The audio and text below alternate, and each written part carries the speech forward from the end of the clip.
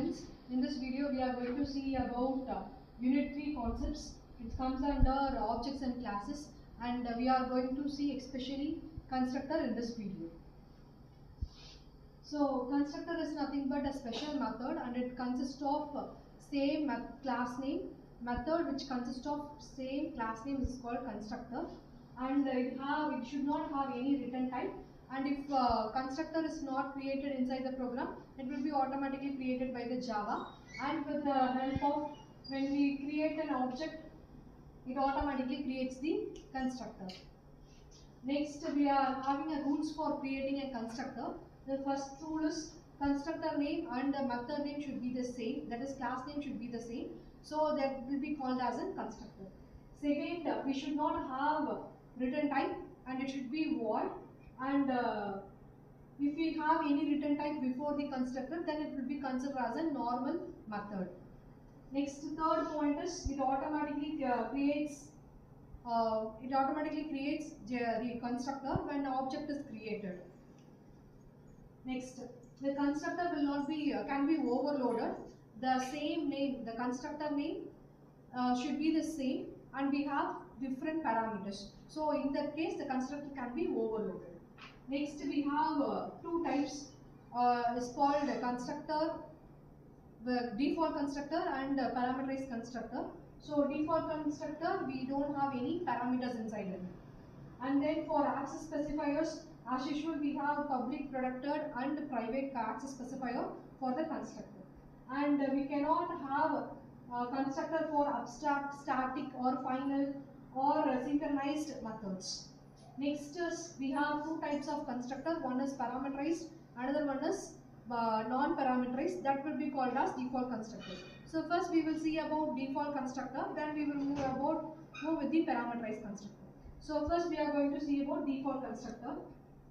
So default constructor, we don't have any parameters passed into the constructor. That is called default constructor.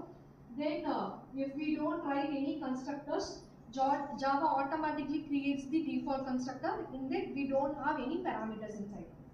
And the main job of constructor is to initialize the objects with default constructor. Next, and this is the syntax for default constructor.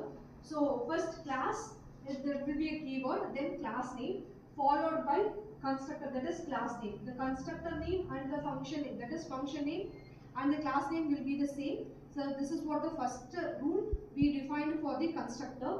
So that will be called as default constructor. If we didn't especially create any constructor for the program, Java will automatically create the default constructor. Then it will not have any parameterized into it. Next, this is an example program for student class. We have a default constructor student. Inside it we have a message default constructor is called. So after that your class is over. Then we started with the main class.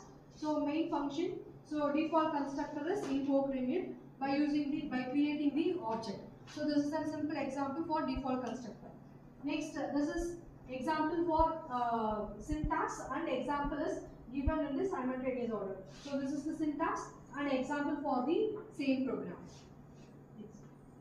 So now we will see about the next type, parameterized constructor. So inside the constructor we have parameterized in it.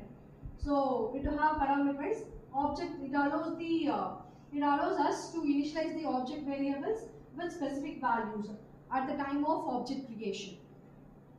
So this is an example, the syntax for the parameterized constructor. Same thing, class name.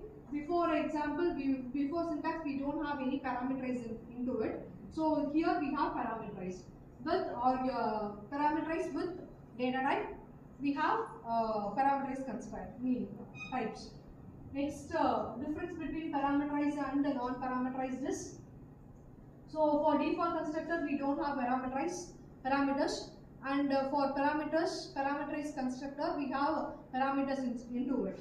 And Java will, provided by Java, if default constructor is not given, automatically Java will create a default constructor. In the case of parameterized, it will not create by the Java. Next, for purpose, initialize the object with default constructor, and this for parameterized, it will initialize the objects with the specific values in it. This is the syntax. We don't have any parameters. Here we have parameters. So this is the major difference between both the constructors.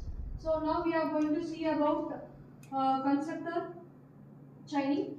So here we have two types. One is this function and another one is super function. So this function will be called within the same class, and for super function will be called for parent and child class.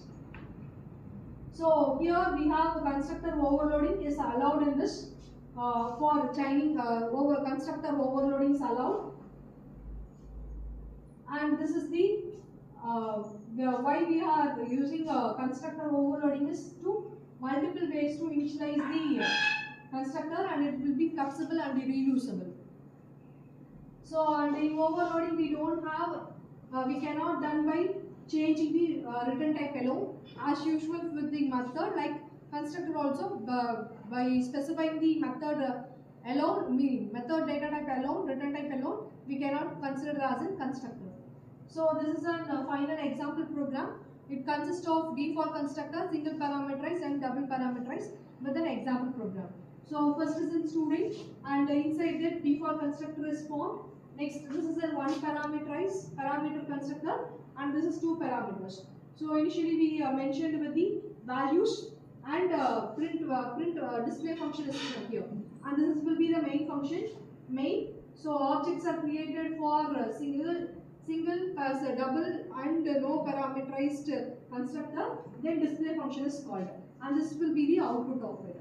So thank you so much for this your time. Next we will see in the next video. Thank you.